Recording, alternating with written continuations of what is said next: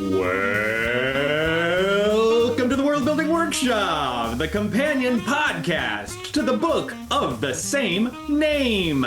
My name is Stephen Slota, and here with me is my co-host, my co-author, the DM that everybody's driving crazy with their random adventuring party antics. Trent Hergenrader, yeah, and you had a specific kind of maniacal look about you today when you were doing the long welcome to the Worldbuilding Workshop, and it scared me. It scared you? A little bit. I was going to ask you, if Trent Hergenrader was a D&D character, what would the race and class be? Yeah, so if I were D&D, I can't remember the last time I played D&D, and I was not a half-elven ranger. Health. That's like Alf. Yeah, exactly. I read the Dragonlance books when I was a kid, and Tanis half-elven really stuck with me hard. So I'm always playing the half-elf caught between two worlds. That's fascinating, because I wouldn't have guessed you'd be a half-elf. I was going to say I would be a half-elf warlock, most likely, although that's more of the image of myself in my own head, whereas in reality, I'd probably be a gnome bard, not because of height and stature, but more so the annoyance that I would project onto everybody around me. Very good. Yeah, I've thought about that as well too. Where I was like, as a kid, I'm sure, because I love Tolkien too. And I'm like, oh, if I were a character in Lord of the Rings, I would be an elf, whatever. And I'm like, I'd be a human. I'm just such a human type of thing, and it's really depressing. That is pretty depressing. I was going to say you'd be lucky if you were the innkeeper or something. Right. Bree. Exactly. Right? Exactly. We're all just bit players in the actual saga of the world around us. No, I'd be the guy in the Jackson movies who opens the door to look through, and then the whole thing crushes him, and then that's it. That's your life. Your 15 minutes of fame are getting crushed by a gate. Exactly. So there you have it. Bree. Actually, it's funny that we were just talking about, before we got on, we were talking about growing up, and I think that Green Bay, Wisconsin, and Bree probably have a lot in common, right? The only thing that anybody knows is the Dancing Pony Tavern, right? Like, everyone's there, and it's like no one's really thinking about anything except for drinking. So there you go. I guess Bree does not have, like, the Bree Bay Packers would be cool. Like, if they the obvious name there would be the Green Bree Packers. Very good, right? And then, like, Gondor, the Gondor Crips could come and stomp all over us in the playoffs or whatever. What a fitting way to start this conversation. Exactly. Those of you who haven't already tuned out, this is the follow-up to our conversation about digital role play. And if you listened to that conversation, we focused almost exclusively on digital role-playing games that we love, that influenced our thinking and design work as adults, as scholars. Today, we're going to take the other track, which is about text-based or tabletop role-playing games, analog games, card-based games, things that we thought were very influential for our thinking about research, but also that we just kind of enjoy playing. I have less experience in this domain than Trent does, so I'm going to let you start things off by talking a little bit about what you love about tabletop role-playing versus digital role-playing, and what some of the affordances are that you think exist in that specific modality that don't necessarily exist in the digital modality. Oh, is it the Prancing? It's the Prancing Pony. See, it's not it is the Prancing Pony. You're right. Pony. It's the Prancing Pony. See, this is where it's like me goofing up on Chewbacca getting a medal in Star Wars. Like, my nerd credentials go completely shot. As you were talking, all I was thinking about is, we tell people, oh, you should check the podcast out. And if this is the first episode, then, like, forget it. And then also, like, what if the president or the provost of my university is like, now this is some interesting cutting edge technology use, and then it's like, oh, that's all they're talking about is nerd stuff. Anyway, yeah. So I think, and it's funny because as you get as you get older, you reach my half-century mark or whatever, you look back, and I feel like all the stuff that I got interested in world building, it like eventually grew into interest about world building and storytelling and all that kind of stuff. It came out of the womb caring about that stuff, right? And this is where, when I was a little boy, right? So I was born in '74. Somewhere along, and my brothers are twins, and they're 3 years older than me. And somewhere along the line, but relatively early, because we were living in Wisconsin, that we got a copy of D&D, of the Advanced Dungeons and Dragons, right? And it's got to be like very late '70s, early '80s, something like that. I say in Green Bay because if you don't know, D&D came out of Lake Geneva, Wisconsin, and it really was started between people in Minneapolis, and then people in Wisconsin is where a lot of it sort of evolved from. But anyway, it was probably a little bit more in the water there than it was in other places. And I remember, like, when we didn't really know, right? If I was 7 or 8 when I'm sure that most of this stuff was happening, that means my brothers were 10, 11 years old. So I'm sure that they were not following all the rules and whatever. But I just remember being completely enamored with this ability of creating characters. Number one, first and foremost, was randomly generating characters and then just thinking about how would this character fare in this world. So I loved random tables, and I would just, make millions of different random characters and, kit them up with all their equipment and all that kind of stuff. It's one of those things that I always say, too. Like, I've never played a D&D campaign that's lasted more than maybe 4 weeks or something like that. Like, I just long campaigns are not something that I've ever done. I've played lots of different role-playing games, and lots is also sort of like compared to people who actually, this is like their number one hobby. It's like, it's still just a fraction.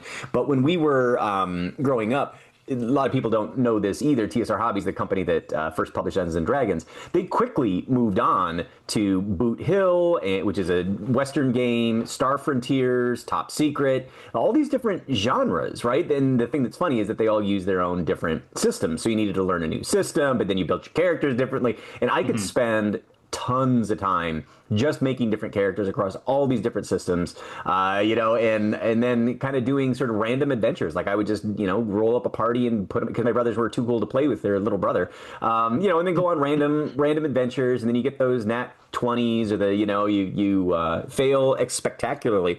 And I just, for whatever it was, that whole idea of having a character who is individually sort of constructed and unique to a certain degree, who is finding their way in different kinds of worlds, different kind of environments, which are heavily based in role-playing games in their genres, right? That, and then being able to choose what you're going to do was just something that always electrified me. And when I was in my 30s and decided I wanted to start taking fiction writing really seriously, the first thing I did was jump on eBay and bought a bunch of those old role-playing games to get sort of inspiration back.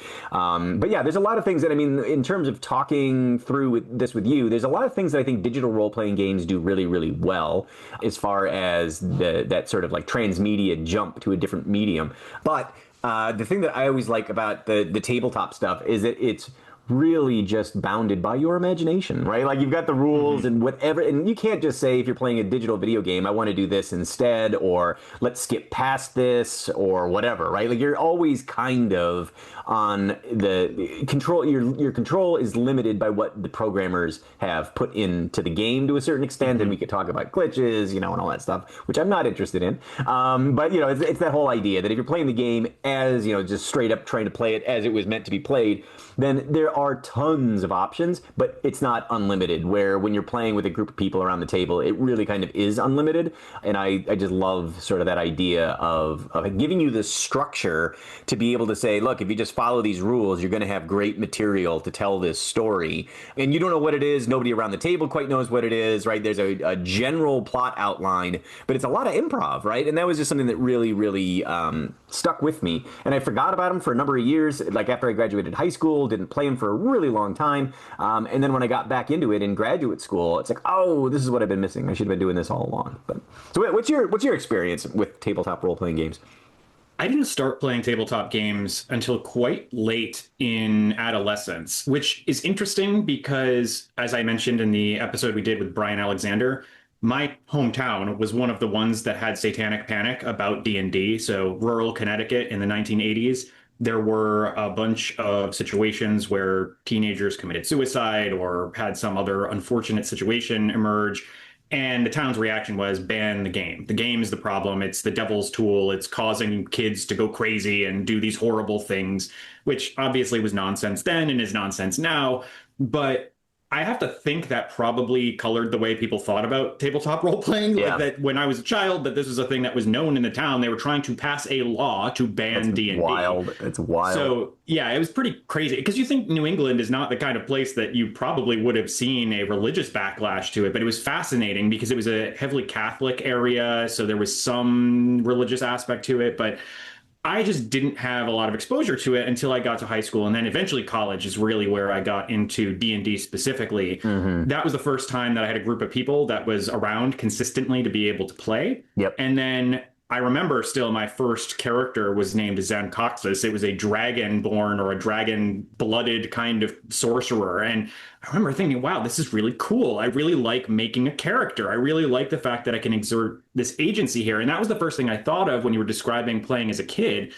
Children, we often treat children as if they are not people. Like they don't have agency, absolutely. They don't have autonomy, they have to do what they're told. D&D or any kind of tabletop role-playing is an opportunity for kids to be able to exert agency in ways they can't on a day-to-day basis, which I think is probably really important. Yeah, absolutely. Especially in a Vygotskian sense. Like, and we mentioned this in the book too, and I've mentioned it in a bunch of my other writings. Lev Vygotsky, who is one of the founders of social learning theory, or at least social constructivism, and is really the founder of zones of proximal development. He talked a lot about the sociocultural education that comes along with being embedded in a community. And one of the reasons that's really important is because most of what we learn as children is just enculturation. You're around people, and then you replicate the behaviors you're seeing. So a parent is talking to another parent about finances.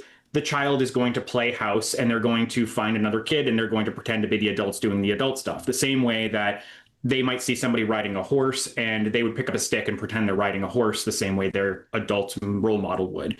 Similar things apply with war. So kids see on the news that there's a battle happening somewhere, a war happening somewhere. They pick up sticks and they pretend that they're fighting each other, right? And this has been true of all of humanity through all of history. It's probably also true of other organisms. So there are examples of other kinds of play that exist in the animal kingdom. So it's not a uniquely human phenomenon, but it is something that we do to practice these skills that are actually really important for educating us about how to behave as adults. And I think D&D or tabletop role-playing more generally are an opportunity for kids to explore, what kind of person do I want to be? What does it feel like to take this action? What does it feel like to have this particular belief structure? And they probably wouldn't describe it this way. Like if you asked a teenager, why do you play D&D? They're going to say it's fun, or it makes me joke with my friends, or we get to improv, or whatever. But what's really happening under the surface there is you see exploration of ideas in this space that is safe to fail in. And that you can make these decisions that could be wholly antisocial, but you get to experience the consequences of them in this imagined shared space with other people. And what's really important or valuable about that is that you're not usually doing it in isolation. You are doing this in community with other people. So you have to co-create that space, which means you have to be able to compromise on some of the ideas that you're projecting into that space. And this is partly why I opened with the joke about you being the DM being driven to the edge of madness by your adventuring party, is because that's what happens. You have to have this constant push and pull and tug of war between yourself as the character or the DM and the other people you're playing with, because the space doesn't actually exist. There is no objective referee who's going to come in and say, that's in, that's out, which is kind of the thing that happens with digital role-playing games. This means that it is a much more social experience than something you would do independently playing a video game like Final Fantasy or even World of Warcraft, which is an MMO, but you don't get to decide what Azeroth is. You just kind of get to experience what's there together. Whereas in D&D or in any of the Star Wars RPGs or Coyote Crow or Teatime Adventures, it doesn't matter what RPG you're playing, all of you get to decide together, what is this thing we're going to create for ourselves, and what do we want to accomplish in it? So to kind of round out the story about my own experiences here, I played a lot of D&D. I actually didn't have a lot of exposure to other kinds of role-playing games until graduate school, because for one thing, I think there was sort of a renaissance of tabletop role-playing at the time when you and I were going to GLS. So suddenly there were a lot more of these kinds of games. I did play the Star Wars role-playing game with some of my friends. We went on a trip once to Cape Cod, and I was the DM for that campaign and had some really fun adventures with sandcrawlers and Jawas, and we did a whole thing where I had written a storyline where it turns out that the adventuring party was the element that coalesced Black Sun, which is one of these sort of now legends organizations. It was a crime syndicate run by Shizor, and it's all part of the Shadows of the Empire storyline. So we really did, if you go back to our Star Wars episode, we talked about the Star Wars role-playing game. It was really building out the Star Wars universe because we were starved for content in that universe.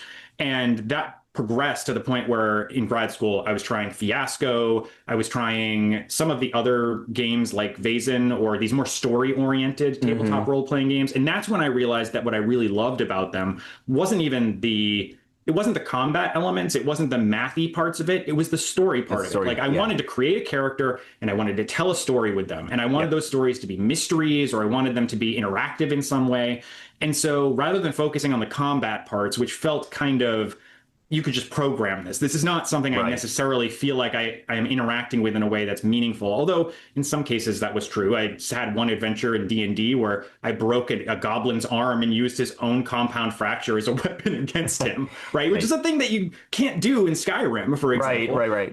But there was this thing about, there was something about tabletop role playing that just spoke to me in a way that other kinds of games hadn't. And I think it was because it married my own imagination with the ability to tell stories with other people and find some kind of common ground in that space. And that does kind of omit all the cringy parts of playing tabletop games, where if you have a group that isn't coalesced very well, it can be very cringy. If you have people who don't like to improv, I mean, we can talk more about this, but the dynamics of the group are very important here.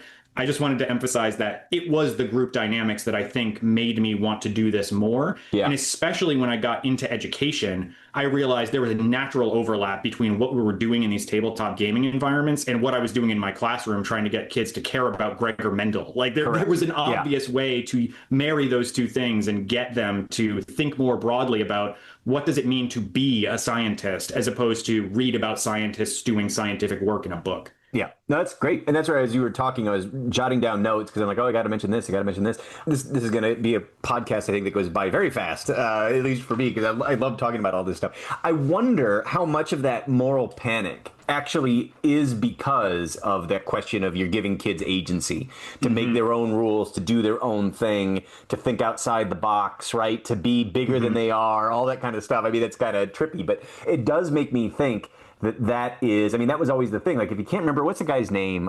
Something Chick was the one who made all of the Satanic Panic comics because he was like a conservative Christian, you know, whatever. And it was basically like, oh, well, you start bringing the world of D&D. The big fear is you're going to bring the world of D&D into your world and you can't tell the difference. And I think that it is a good instinct, but is absolutely wrong in that what you're bringing back from when you come back, well, not that you're actually physically being transported, but when you come back to our world, you take the lessons from your game into our world, right? About decision making and risk taking and all those kinds of things. And I think that's where you start projecting onto the world. And it's like, oh, well, you're no different than the evil wizard, you know what I mean? Or whatever it is. And we banded together to defeat you. But one of the things that I always think about too, because I teach creative writing, I teach storytelling, and there's always this push-pull between how much are you going to consume versus how much are you going to produce, right? Like, are we going to watch movies, read books, read short stories, pull them apart? But then you also need to create stuff. And I'm wondering, I formulated this while you were talking, and maybe it's not very interesting, or maybe it is super interesting. That when you are, say, reading a book, watching a TV show, watching a film, and you are discovering and doing deep reads of that world in which you are noticing things, you are, you know, taking small details and saying how they relate to the whole, but you're not adding anything, right? Like you're not participating in the creation of that story. That story is unfolding, whether you're there or not. And then you are the consumer who's not passive, but you are, this is like the whole thing in literary studies. You're actively constructing the meaning of what this text mean rather than the text having meaning itself. Well, when you're playing a role-playing game and when you're doing creative writing, you're actually doing the creating on top of it, right? So this is where when you're with creative writing, people will talk about, oh, you've got the blank page that's sitting in front of you and you can't get started because you don't know where to go, you know, and it's one of those things. That is one of the reasons why I started using tabletop role-playing games is because it's all situated. You know exactly why you're there, you know what you want, you know what you're going to go do, right? So how can you not know where to start? It's a question of when, you know, a question of when more than a question of like, what are we even going to do? But with this too, like the thing that I always love, there's a moment that I was playing the Teenage Mutant Ninja Turtles game this is like peak nerd so far, I think maybe of all of maybe the Star Wars episode and this one could be peak nerd, but we were in the basement of my friend's house playing the Teenage Mutant Ninja Turtles game, and they were in their home, you know, whatever. They weren't the Teenage Mutant Ninja Turtles, they were their own mutant rats, I think. But then like ninjas broke into their house to kill them at night or whatever, and they're sneaking through, and one guy's like, "Oh, I'm going to try and get out through the kitchen." I'm like, okay, great, that's fine because you definitely would have a kitchen, not like we had a map. And he's like, "Oh, is there like a pantry with pots and pans?" And I was like, "Yes, there is." Right? I hadn't thought about it 2 seconds before, and it's like, okay, well, I'm going to take a pot and smash this ninja over the head, with it. I'm like, oh, well, the kitchen didn't exist there, the pot didn't exist there, and that affordance of being able to use that weapon against that guy, none of that existed until you just made it up. In my role as the game master was like, yeah, and then what? It's the classic improv, yes, and. It's like, yeah, you got that, and then, keep going. Like, what else happens? What else happens? And eventually, you have a dice roll in there. But I think that that's very different than watching a movie or, reading a book where the text is fixed and all you're doing is pulling things out. It's way more putting things in. And then once you put something in, as soon as we've created the kitchen, then everybody at the table knows there's a kitchen there, and everything that's supposed to be in a kitchen that you would expect to be a kitchen is in there, right? So it's like, oh, is there a knife block? Sure, there's a knife block. Are there plates? Sure, there are plates, right? Those are all the things. Is there a bazooka? Well, probably not. You know what I mean? Like, we don't normally carry a bazooka. And that's always the way that I try and GM, is make it as realistic within that world as possible, right? And that's just something where I go back to that moment, and the fact that it's got to be 40 years after that happened, or 35 years after that happened, and it still sticks in my mind as a very generative kind of creative moment where the player was being creative and I was there for it, and then it became part of the world that didn't exist, and now it became sort of the scene of that final showdown where I hadn't scripted that. It wasn't in the adventure module that we were playing, and there's just something super cool about it. And I think this is where, too, for MMOs, that's also the part where the flavor that people give it by having the audio on and talking outside of the game isn't part of World of Warcraft, but it is. You know what I mean? And it's like, I think that those are the things that are mostly the most memorable as well. The parts that, they set up the scenario, and then it's the fact that you are enacting it with other people. And I think that that's where the tabletop role-playing game has it completely over the digital. It's all about the people in the room, right? Like, and this is where you've got particularly good, like, I'm not big into actual plays. I've listened to little bits and pieces of Critical Role, but I think that that's part of it, is if you are a good game master and your group decides that they're going to go do this little side mission that has nothing to do with the mission that you prepared or whatever, you know what you're doing enough to roll with it. Well, no pun intended, but you can have whole sessions in which it just goes off the rails and you get into a brawl in a pub and you never get any further than that, right? And it's like, oh, well, now you've got a new companion because, the barmaid decides to join your party and she's half barbarian or whatever. And it's something that's really exhilarating. And I think still, as somebody who is a 52-year-old man or whatever, it's like whenever we play role-playing games now, I'm super excited to just see where it goes, because I know when you're playing Vossen, which, we're playing that with, Roger and some of our other friends. It's like, I've run that mission, that opening mission in the back of that book, or the opening mystery rather, in the back of that book 5-6 times. And I know the basic beats that you're going to go through, right? But how you get there and how people react, it's always different, and I'm always looking forward to it. So then when we play a game that's like Blades in the Dark, in which it's basically you don't decide until you sit down what kind of heist you're going to have, well, I can't control, right? Like, basically, as a story starts to develop and you start to make enemies and you make some friends, I would do a little bit of prep. But mostly, it's up to the players just making it up in the moment. So I tend to be much more on the... if I'm playing with a group of people who I'm finding that they're frustrating me, I tend not to want to play with that group again, right? It's like, rather than like arguing, you should be doing this or you should be doing that. And the only reason that I would do that is because they're not steering into the good stuff, right? They're steering into the dumb, they're steering into rules lawyering, or, trying to min-max or like gain an advantage because of something that I'd said, and it's like, that's not storytelling. That's, like engineering the result that you want, which is just not something that I'm interested in. And as I've continued to play, I, like you, going more and more towards those open-ended, narrative-forward, rules-light kind of games are the ones that I love. And I love playing it with other creative, intelligent people, just to kind of see what kind of disasters, we can get into, and all the surprises that await. We surely get into many disasters. That is the thing that I think is a feature of every campaign you and I have ever done together. Yeah. As you were talking, there were two things I wanted to pick out. One of them is the idea of this collaborative storytelling is deeply interrelated with Alvin Toffler's concept of prosumerism, the notion that you are both a producer and consumer of media. He wasn't specifically talking about this, but the idea applies that anyone who engages in this kind of tabletop role playing, you are consuming the world building that was done ahead of time by whomever wrote the dungeon manual that you're using. And then you as players are producing collaboratively new content that sits on top of it, just like the kitchen example. That wasn't written in the book, but you can pull from your own lived experiences, which makes that a richer embodied experience for everybody who's participating, which gets to the second thing about the situativity of it. And that is one of the reasons why all of this is so appealing to me educationally, that we talk a lot, or have talked a lot on this podcast, about situated cognition and the notion that social constructivist teaching through world building is situated. Tabletop role-playing maps very neatly to that, because you're drawing on the life worlds or the lived experience of everybody playing to be able to build out that world and tell the story within it, which means it's inherently going to be unique to the individuals who are participating in that. So like you said, every single time that I ran a role play in my world building or interactive storytelling classes with my students, it was completely different because I didn't know what things they would attend to. The same basic framework was there.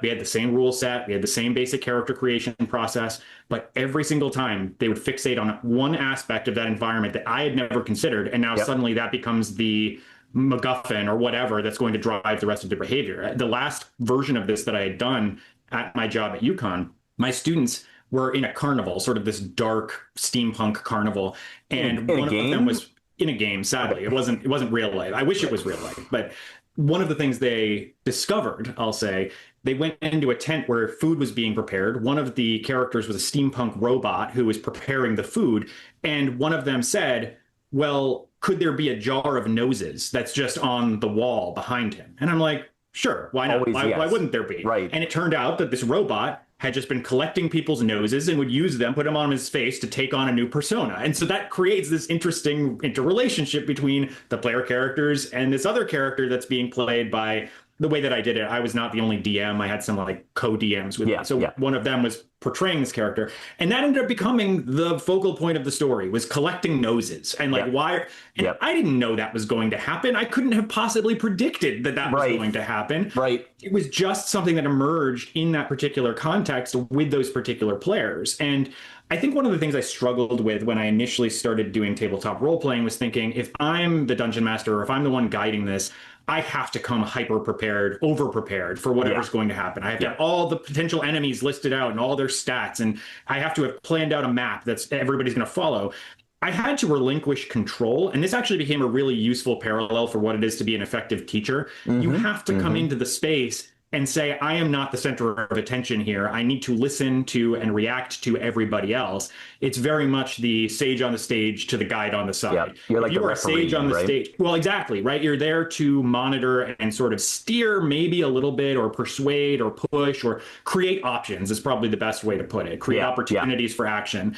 But you can't control the actions that are actually going to be taken. You can only control what you can control. So that co-developed environment, that collaborative storytelling element, is a nice metaphor for what it is to be an effective facilitator in a classroom. Because you need to give a little to get a little. And if you want students to own the content that they're learning, it's very much the same as wanting your players to own the story that they're telling. And the only way that's going to happen is if you give them the freedom to exert that agency. Whereas if you come in and say, this is the story we're telling and you are going to follow this path, it begs the question, why are we playing this kind of game to begin with? Is that begging the question, though?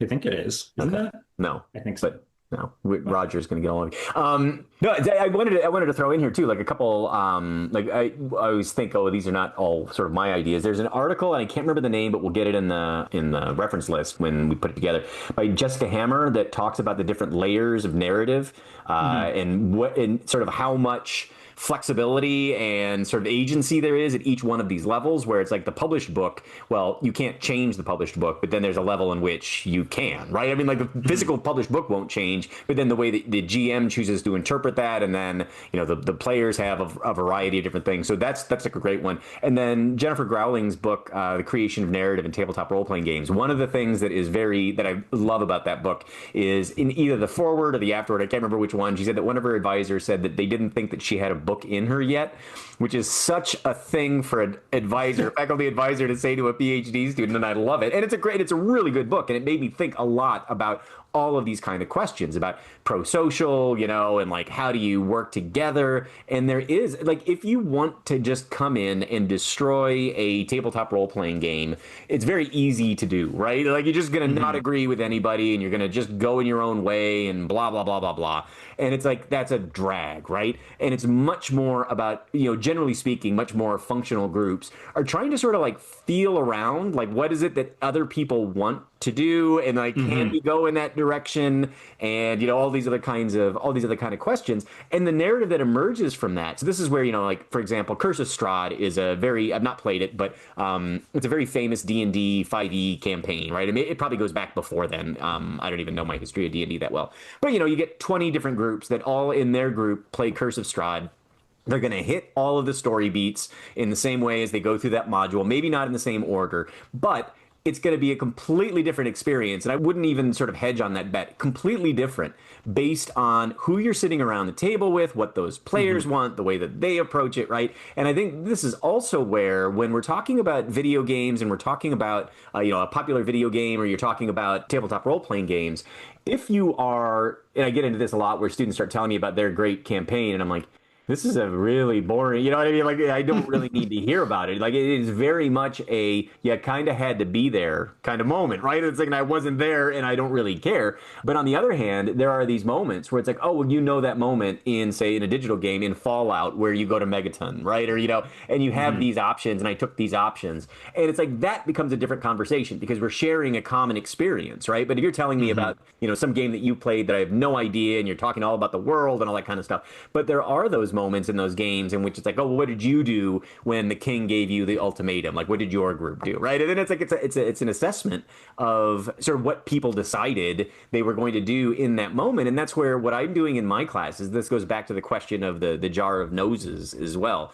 What we'll do in my classes, and it's all very sort of structured and guided, but generally speaking, we will pick a tabletop role-playing game. They will create their characters. We will do some backstory stuff. They'll get a bunch of funny prompts that they need to think about where their characters. So if they're 30 years old, I want them to really understand what years 0 to 30 looked like before they went on the, what are the things that are hang-ups? What are the things that are desires? Whatever. And if they're only 18, they're only going to get 18 years of that, right? And if they're an elf, maybe they get 300 years of that, right? So, but really just being consistent with the kind of character that they're making. And if they're, hardened in whatever, it's like, okay, well, what happened in their life that hardened them? You know what I mean? Like, what are the specific experiences that hardened them to violence, or, makes them want to care for orphans or whatever it is? Because that all becomes stuff that you play with when you get into the sessions, right? And that's where every session, the 4 players, 5 players in a party are going through all the same major beats, right? And this is why, too, like, well, I'll try and set up is session 1 is going to be sort of our act 1, where you're going to get the mission, the question, the problem, the prep, and then you cross the threshold out into the world to go do your adventuring. Normally we would do 3 or 4 sessions in which each one is, and I'm trying to model for them when I'm the DM, trying to model for them rising action, things happen. Even if you get what you want, there are complications, stakes are being raised, all those kind of things, and trying to model that as a GM. Climax, it finally gets resolved, and then, the final denouement is sort of like, where are they now after the game, after the crisis has been answered, either for good or for ill for them? What do they do after? Well, I kind of do the montage thing at the end. And one of the things that I love about doing it this way is, if you've got a group of 4 students, for example, who are in a party, you will get 4 short stories that are hitting all of those beats, but what they choose to focus on in the moment and when they're trying to tell that story is wildly different, right? It's like, oh, well, there are people who just skim right past a certain interaction with an NPC, and there's others who put that at the heart of their scene because it really meant something to their character, right? And it's like, oh, because this reminds me of my long-lost brother or whatever. And different characters have different perspectives, even though they're moving through the story in the same scenes. They're all noticing different things. They're keying in on different things. And it's like, well, yeah, that's like if I go to the mall with a group of people, right? like people notice different things because they've got different interests and they've got different histories and they got different memories, right? So it is a really, really good sort of parallel to, being able to say we can have all this virtual stuff that is very quite similar to what we experience in our world, but it's a much safer space to be able to experiment. You know what I mean? If I steal something from a store in the game, I can see what the outcome is without me needing to go shoplift at the mall to find out what the outcome is, right? And kind of follow those things through. And this is where, there are other great books like Functions of Role-Playing Games by Sarah Lynn Bowman, Dr. Sarah Lynn Bowman, that is sort of the same sort of questions about what are the psychological aspects that are happening? Like, what are the things, what is it, and why are people choosing to create characters that are very like them or very dissimilar to them? Or, what are the psychological reasons that we want to play around with different opportunities that role-playing games give us? And they can be, like you said, they can be very antisocial. They can be, things that you could not get away with. And this is why more recently, right, we've gotten into safety tools and X cards, because back in the day, if you read Gary Allen Fine's Shared Fantasy, it was kind of scary. This is the early days of D&D, where he's basically saying these people are removed from society, playing in the basements of churches and schools late at night. And it's a lot of people that it's, kind of seems like they're reliving trauma of being in the Vietnam War or whatever. And it's almost all men, almost all white, overwhelmingly violent, overwhelmingly misogynistic, right? And it's like, okay, well, there's something that these people are trying to work through in this game, right? And this kind of goes back to the satanic panic kind of thing too. Well, just because you're murdering, an entire village and you are cutthroat barbarians, maybe that's giving you the safety release, right? So that you don't actually have to do it in the real world. And also it might be telling, maybe you need to get some therapy or something, right? Like if this is your fantasy is to literally rape and kill and do all of those things, like, maybe we need to take a second and think about where are those desires coming from. But that's where, the story of role-playing games for me has been decades of bringing in different types of players who want different types of things, using the very broad tent that we call role-playing to allow them to explore those things. So I was just thinking too, like I'll add on to this, keep talking, that I invited Avery Alder to zoom in and give a talk on Dream Askew, which is a sort of like the apocalypse has happened and you're a queer group of people and you've got to figure out how to make your reality, right? How are you going to make the apocalypse as good as possible as a diverse queer group of people, right? And it's like, oh, that would not have been on the cards in 1978 for what role-playing was, right? That was absolutely not, because it came from wargaming and it was about killing and power fantasies and all those kind of things. It just kind of goes to show that as the hobby, or whatever you want to call it, the practice goes on, it continues to not only be, you can play super crunchy, it doesn't get too far away from the original, lots of number crunching, lots of military, lots of flanking, maneuvers or whatever, or it can be purely social where you don't roll the dice at all for 3 hours. It's just characters interacting and it's more like improv in the moment. And I love it. And it's one of those things that as it keeps evolving, maybe we'll have different kinds of definitions for what role play is or isn't. But I just find it super exciting because it's basically human expression that finds a way, and this is where I always go back to the constructionist stuff. There are the sort of rule set that everybody needs to agree that you're going to, there are these rules that we've now going to play within, but then what you do within those rules is pretty infinite, in terms of a negotiation between your imagination and the imaginations of the other people at the table. You've laid out so many prongs for me to sit on, as you suggested Mike Young should do last time. I will clean each one that you sit on.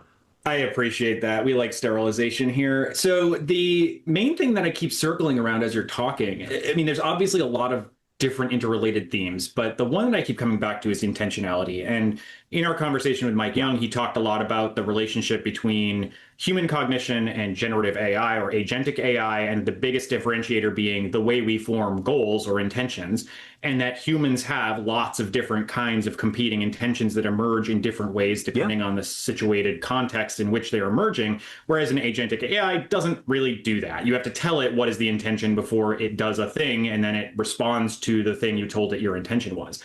So there's this paper called The Intentional Spring from 1992, published by Robert E. Shaw and a few other people. And the metaphor or the analogy they use for teaching somebody something else is this idea of a wall that is, if you can imagine, just a wall, a plaster wall in between two different people. They can't see each other. They can't talk to each other. The only thing they have in common is that there is a metal rod that's sticking through the wall, and that there's a slot that rod can move back and forth, kind of like you were pulling a lever or something, right? Mm-hmm. That rod is attached to a spring, and one person on one side of the wall knows where that rod needs to be moved to. So they have to pull it backward until it reaches the correct notch in the wall. The person on the other side of the wall, because they can't directly communicate with the person moving the rod, all they can do is move the rod in tandem with the person who's moving it for them. And eventually the idea is that one person can transmit their intentions or goals to the other person with respect to where to move that rod to, just by virtue of doing it over and over and over again. And eventually that second person on the other side of the wall who's learning all of this, they're able to pull back the rod as the other person adjusts it for them until they consistently pull it to the same notch. So even without direct communication, they can figure out what one another's intentions are and come to a shared consensus about what the action is supposed to be.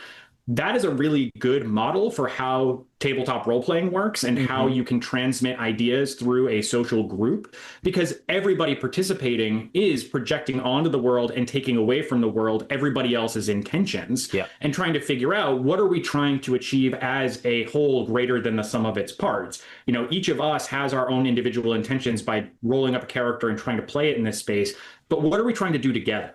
What is the thing we actually want to achieve together? And the reason why I bring this up is because that is categorically different than playing a digital role-playing game, where there are just too many limitations on your behavior for that to unfold. Even in the case of something like World of Warcraft or other social role-playing games, whether they're MMOs or smaller, you can't communicate quite the same way because, for one thing, you're not directly communicating. So, or even if you are, you're not able to act on the world equivalently necessarily, depending on what your class is or what the constraints of the game are. But in a tabletop game, you can. Everybody has equal opportunity for their imagination to create and consume from the world that's being created. So everybody in that group becomes a peer collaborator who is adjusting based on the people around them, just like the intentional spring model, where everybody's holding on to that same metal bar and pulling it at the same time and figuring out where are we trying to right size the movement of this thing. So that differentiates tabletop role-playing for me from a bunch of other kinds of education, where it gives you as an educator or the people who are being educated opportunity to say, this is what I want to get out of this experience. And now we're just going to negotiate over whether or how we're going to get to that point as a team. So we frequently bring up this notion of the one-to-one ratio between the game objective and the learning objective. That was one of the main reasons why I focused my research on tabletop gaming instead of digital role-playing or digital gaming. It was because I wanted to be able to create as similar as possible the conditions of the thing I want somebody to do in the real world with the thing they're doing in the game. And in a digital environment, you are inherently limited by the programming. This was actually one of the projects that, when I started in 2010 with some of our colleagues building a classics world, a place for people to learn Latin, we originally thought, oh, let's just build an MMO that people can use Latin in, which is crazy in retrospect, why we ever thought that was a good idea. But the initial limiting factor was, well, that's really big and expensive and requires programming, and we don't really have any of the expertise or money to do that. But what we do have is pen and paper and imagination. And it turned out that was not only a more accessible, universally designed approach where everybody could do it. That's one of the huge benefits of it. It also gave us the liberty to shape the story in partnership with the learners, instead of telling them, this is the story you have to tell and this is the way you have to tell it, which means that they are exerting agency in this co-created world, doing the thing we wanted them to do, which was learn and use Latin language. And that became the model for all of the work that I did in grad school and afterward. I mentioned my dissertation during the last episode. The original version of my dissertation was a 180-day long biology-based role-playing game where the students were performing as scientists in this world, and we co-created the examples where they were interacting with famous scientists, or they were performing experiments that were really crucial to our understanding of evolution or genetics. All of that was not possible in a digital role-playing game the same way it was in the classroom, where everybody had a character where they could play themselves or a different kind of person who is also being a scientist and thinking like a scientist and doing science the way a scientist does. Because no amount of video game interaction is going to replicate what it is to talk to other scientists, solve a problem together, hypothesize, write a lab report, right? And that ended up becoming the fixation for me as I was studying all of this, because it's like, I want people to go into the world and understand what it is to be a historian or a philosopher or a chemist or a physicist. And the only way I can get them to do that is to practice the skills of those associated domains. And if I want them to practice those skills, I can't constrain them. I have to show them this is what those kinds of people actually do, and then create circumstances in which they can project themselves and actually do that stuff, which goes right back to what you were saying about the way people used role-playing as a way to work through trauma, which I think is actually a really important facet of this, that the connection between self and the game is so much more important to learning than just consuming the content that was baked into a digital experience. Like I can play a video game that's all about chemistry. That's very different than embodying a chemist and having to do chemistry as a chemist. Right. And the more you can reduce that barrier to transfer, the more likely it is that those students are going to go out into the world and be able to replicate those behaviors, not just for academic domains, but pro-social behaviors or working through their trauma or being able to empathize with other people, which is one of the reasons why role play is in the title of the world building workshop. Right. It's not just because we like role play, but because there is a legitimate psychological phenomena that happens when somebody is able to project themselves into that body and then do that thing in a way that comports with what that thing would actually look like in a day-to-day lived experience. Yeah, no, that's great, because that's where I've got my anecdote too, that I don't want to name the student, and we still keep in touch. But it was the first time I've got this magical sort of, teaching moment. The first time I ever did my world building and role play class in 2010 at University of Wisconsin-Milwaukee. It was a post-apocalyptic version of Milwaukee. And I'm like, I have no idea what we're trying to do. It was a creative writing class. And it's like, we have no idea what this is going to work out, but I had just the right amount of students and that had the right attitudes or whatever, and we went for it. And I remember there was one young woman who was painfully shy, could hardly speak up in class. And when we broke up into different groups, because I let different students be GMs at that point, because that's a whole other conversation as to whether GMing is an art, because it definitely is. But they all turned out to be really good GMs in terms of like giving the story over to the other players. But I asked the GM of that group, like, how is she doing? Is it hard to get her going? He's like, oh, she's like, why do you even ask? Like, she's just like any other player, right? And it's like, oh, okay, well, whatever. That's great. I just wanted to make sure that it wasn't going to be a negative situation for her or an intimidating situation for her. And she stayed after class several weeks later and said, oh, I hear you're doing great. And she was a very good writer, just very kind of painfully shy, like couldn't keep eye contact or anything like that.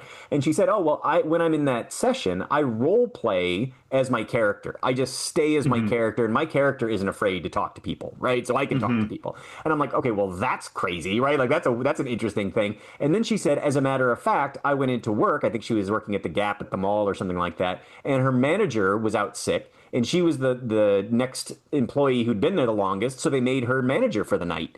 And she's like, I was scared to death, but I just role played what I felt my manager would do. And it got me through. And this is like, literally, I had this moment where it's like, I'm dealing with powers beyond my reckoning, right? This is powerful stuff, right? I'm trying to do this to teach, aspects of setting design and narrative design and whatever. And, this young woman is pulling out super useful life skills that she can then, tap into to get where she wants in life, right? It's like, and that was one of those things where, I was just watching Daredevil season 2, and they have this huge hole in the ground, and he throws a brick, and it just keeps dropping and dropping and dropping, and he needs to use the super senses to even hear when it hits because it's so deep. And I kind of remember having that kind of moment, like thinking, this is powerful stuff. And to your point, that it can be used, like I've been to creative writing conferences before too, where people are like, oh, we're going to use trauma in the workshop, to like help people work through this. And I'm like, well, what's your background like with therapy? Oh, I don't have any. I just did it myself.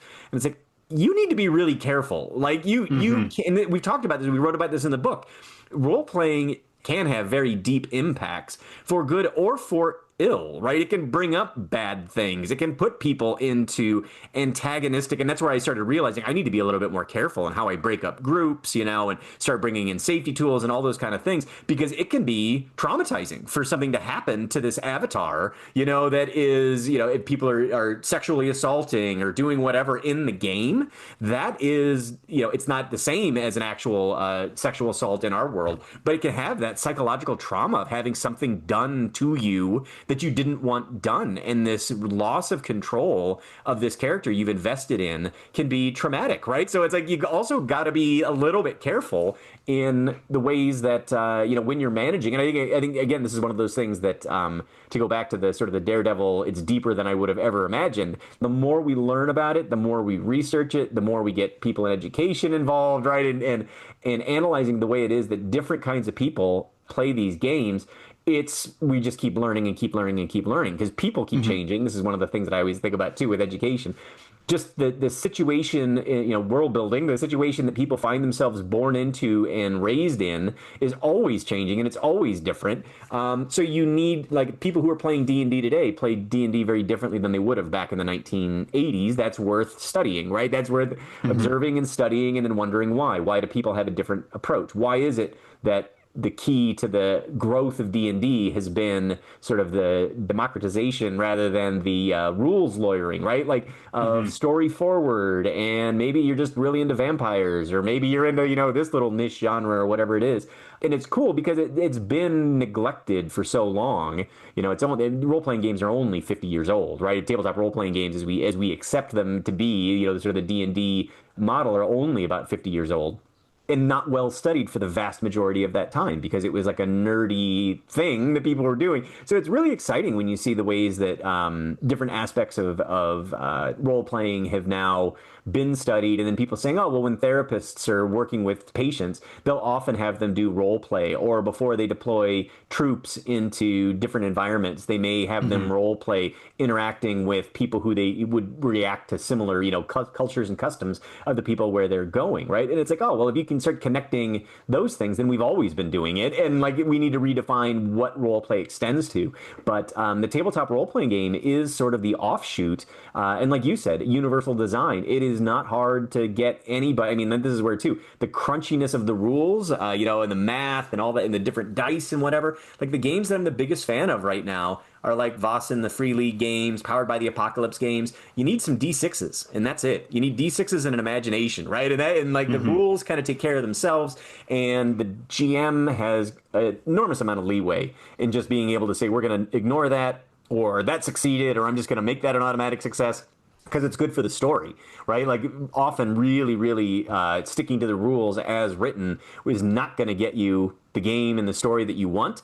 And, the vast majority of games that I'm playing, they always say use these rules as a guide, right? Like the creators, the designers of those games are 100% on board with it's about the experience, not about following the rules correctly. It's very much a part of Roger's firmware argument that this is a thing people have always done. And I mean, D&D has only existed in the Gary Gygax format for about 50 years, but this is a fundamentally human behavior that you sit around the campfire and you tell these stories together. And I remember as a kid, this is a thing we do. We have a campfire in the front yard, and everybody says a sentence of the story, and everybody continues what the person before them said. And it's all grounded in this very human sort of understanding of situated experience and community and collaborative storytelling. All of these things fit together. So what we're discussing with respect to tabletop role-playing games is a more structured version of that, or structured in a particular kind of way. Yeah, exactly. But I think the important element of it, as you noted, is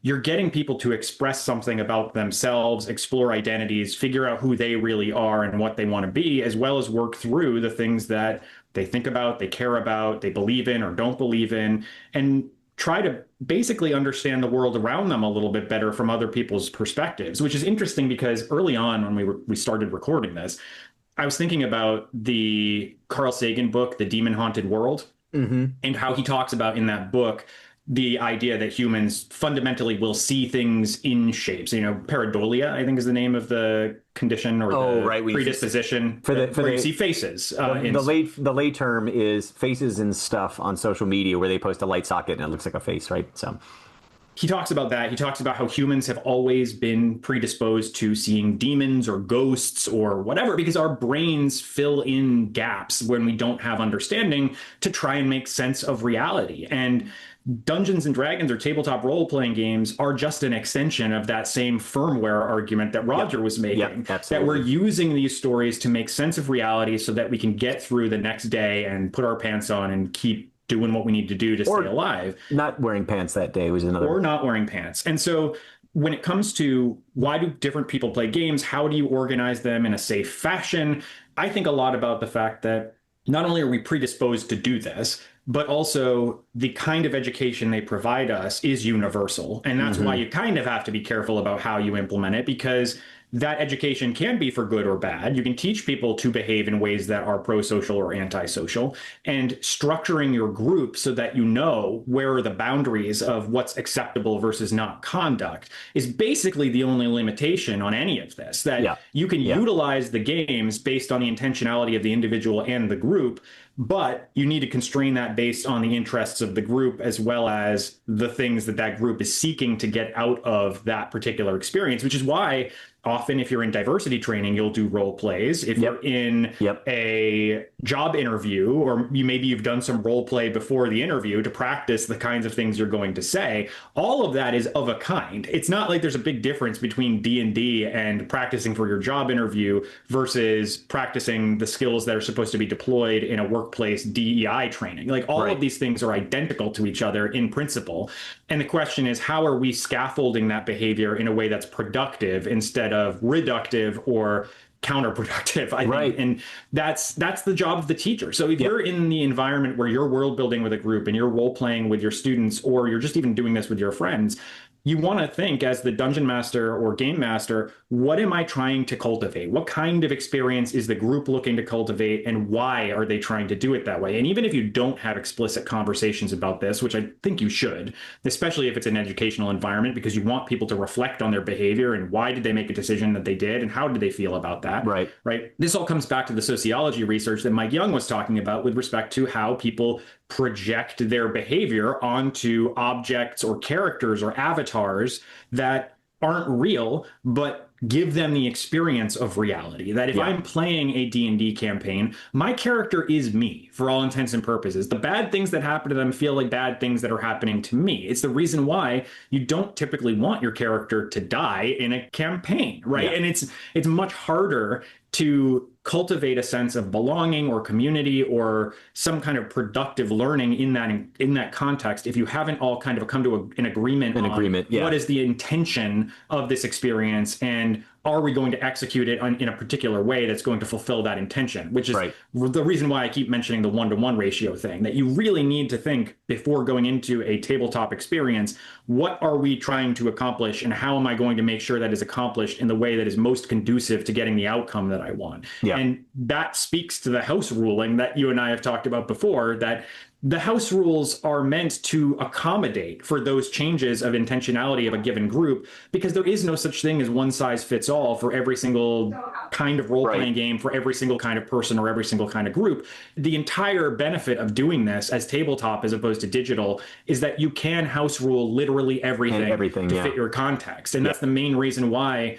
all of my deployments of role-playing games or all of my interest in game-based learning is largely circled around this, because it is fully customizable to every environment for every kind of person, in the same way that Roy Rogers' model of the buffet or the fixins bar for your burger is organized. You can pick out the fixins that make the most sense for the burger you're putting together and run with it. Yeah, exactly. And that's what, thinking too. The other one I was going to the other book that was pretty influential for me was Daniel Mackay's fantasy role-playing game, A New Performance Art, which I think is definitely worth reading. It's a little bit old now. I think it's from around 2000, but still really, really good. And what he's saying is, what people do is reconstruct these fictive blocks that we pick up from all the different media that we've experienced, whether it's a TV show or whatever, and then we assemble them in unique ways to us. So this moves us from being a mere consumer of popular culture to then producers of our own sort of like micro or mini stories. And it always goes back to me, like I always think back to like steampunk being one of the cosplay areas in which it's like,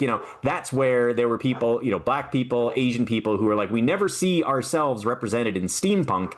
but there's no reason that I can't show up wearing the stuff and like being the character that I've never seen in this media, and then it like shakes everybody up like, wow, why is it that we don't see these people in this media? But it's very much that same thing. If you want to see, okay, well, we're going to have Captain America and Spider-Man and Superman and Batman in, that's going to be our adventure party. Well, that cannot be a licensed adventure because DC and Marvel would never agree to creating a joint venture like that. But for you around your table, you absolutely can, right? And like, well, what would Spider-Man and Batman say, to each other on a mission, and it's like, oh, well, you can decide for yourselves. And it's up for the people around the group to determine whether this is interesting and productive and whether they would or they wouldn't say that. But the other thing I was going to mention too is that this is where really I started getting into using tabletop role-playing games as a way of being against sort of the tradition of creative writing. Is the tradition of creative writing is a capital R romantic history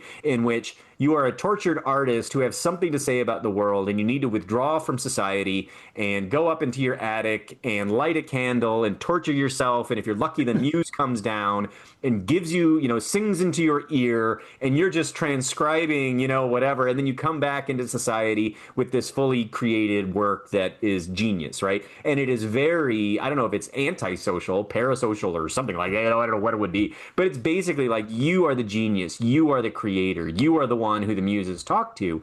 And I completely reject all of that, right? Like we are all situated within social situations, within material situations, within all of these things. It just so happens that all of those people that had that story for their muse tended to be rich white guys who had, somebody cleaning up after them and bringing them meals when they're upstairs in their attic, whatever. And it's a total falsity or fantasy about that's the way that we produce stories.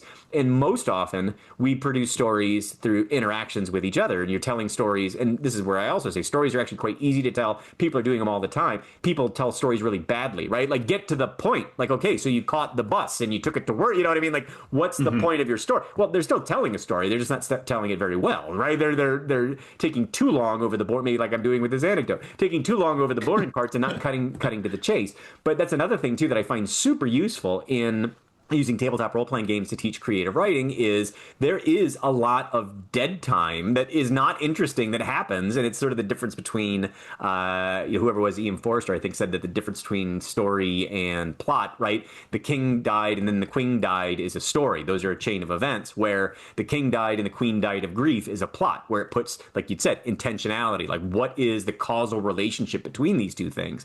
And it's a way of being able to say to these students when they're going through this, like, oh, well, that scene that went on for half of your session, maybe that's not anything that's even important unless your character found something particularly important about it. You know what I mean? Like then you can dwell on it. But another character may just say, oh, that just happened, right? I mean, like we talked to this guy and he gave us the information, right? Where it was not interesting at all. Whereas from a different character's perspective, it was much more interesting because it brings back different things to them. So it's that whole idea of the world is not an objective place, right? It is a highly subjective place, and what we take interest in and give life to and give room to is very different, and it's not a right or wrong. It is sort of your mileage may vary. And it's, favorite authors and other things like that. And the last thing, so I know we're running out of time here too. I wanted to get this last thing in. It makes me wonder when you're playing, back in the old GLS days in which it seemed like the real push was to make sure that if you were doing a science role play, that it would need to be a digital thing that could be rolled out on a million apps, right, to a school district or whatever.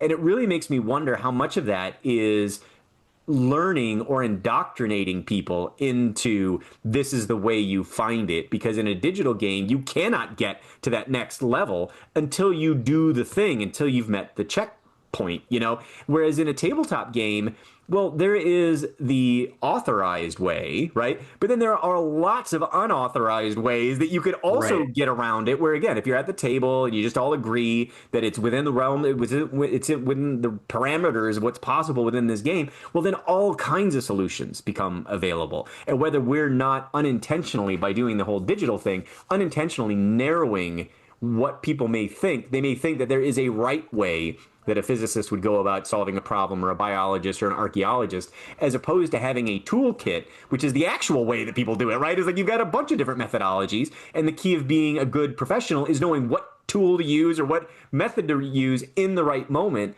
not like grab your spreadsheet and figure out, mathematically what is the right thing to do here.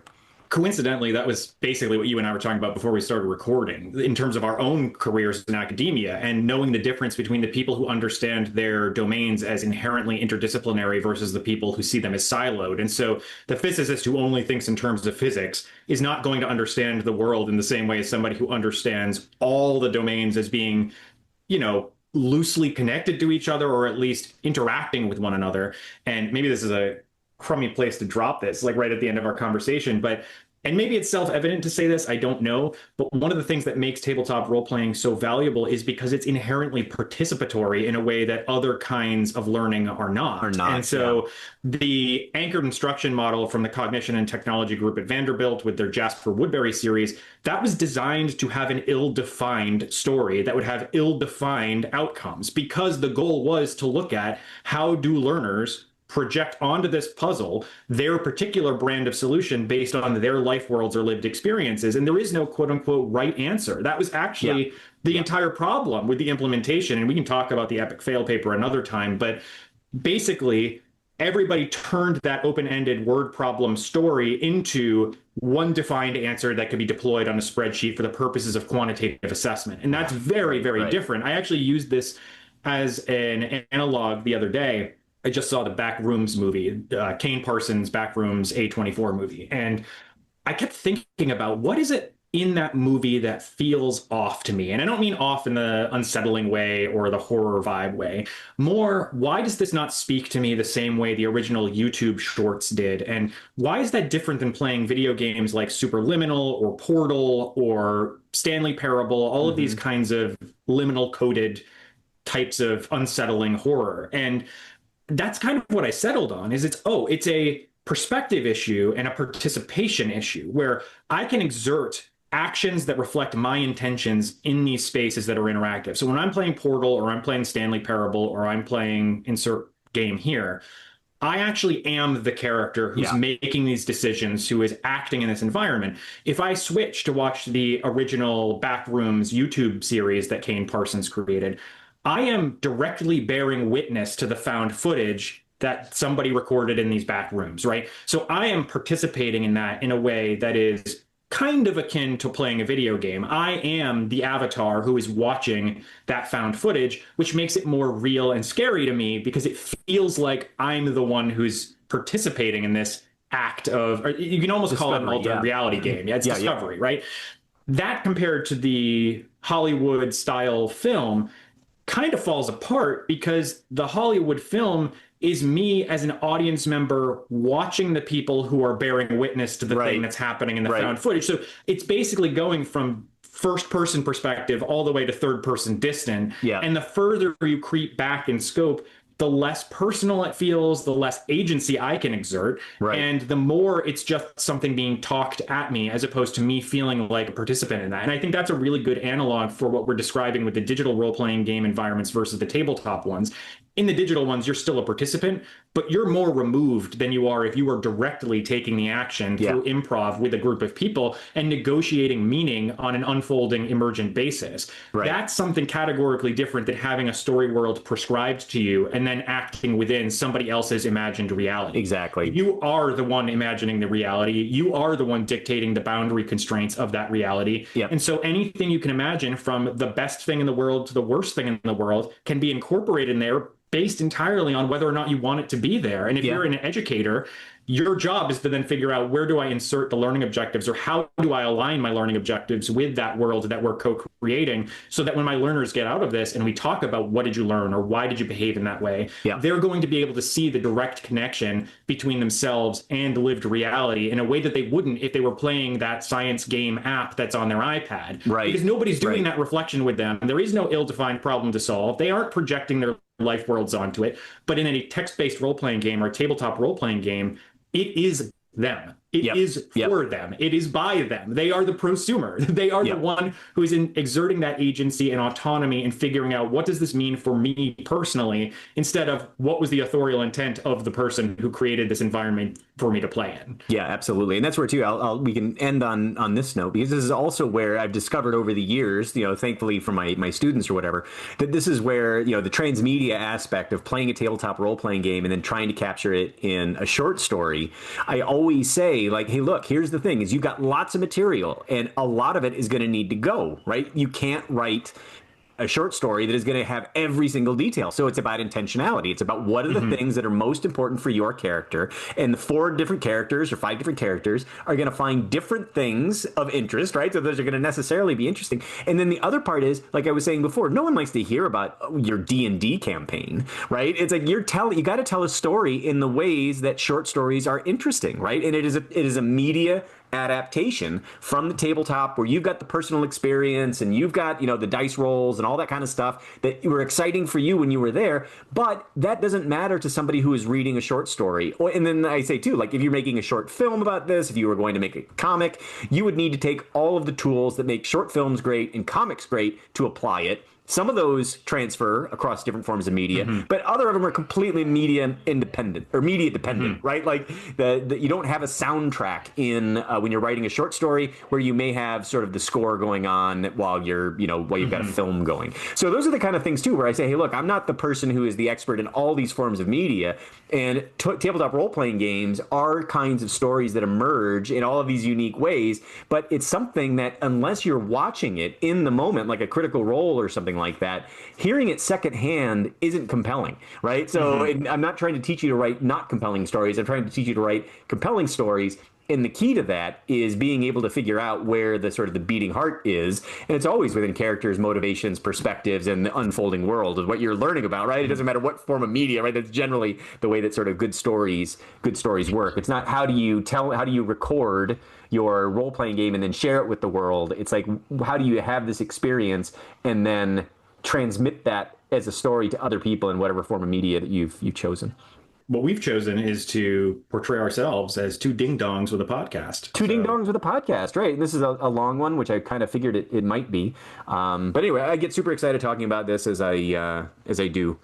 I'm grateful for the opportunity to discuss it because even though we had a whole episode that was about the role-play chapter, and even though we did the whole thing with digital role-playing games, there is something categorically different about doing this in a very highly personalized way that allows people to self-actualize through their gameplay. And I would encourage any educator who's listening to this, if you haven't tried doing role play in your classroom, do it. Do it within the bounds of what is safe for your learners, but do it. And I think it's something that you'll not only enjoy, but want to do it over and over again because it'll position them to think more critically about the kinds of thought that they put into the decisions they make. So, and on that note, Tasselhoff Burfoot, I will call it. We can bookend this one with Dragonlance, just so it's super nerdy. Yo ho! All right, we did it. Next time, I don't know what we're talking about next time, but we sure will talk about it. We sure will. That's what we're good at. All right. Thanks for listening, everybody. Thanks for the good conversation, and we will talk again soon. Bye-bye. Okay, bye-bye. The Worldbuilding Workshop podcast is a production of Trent Hergenrader and Steven Slota. Our theme song, Stompin' at Midnight, is a copyright-free Creative Commons production created by composer Kevin MacLeod. The show is mixed and edited by Steven Slota. The companion text, The Worldbuilding Workshop, Teaching Critical Thinking and Empathy Through World Modeling, Simulation, and Play, is published by the MIT Press, copyright 2025. Print copies can be purchased through the MIT Press website. The audiobook version, narrated by Steven Slota, is available at www.theworldbuildingworkshop.com.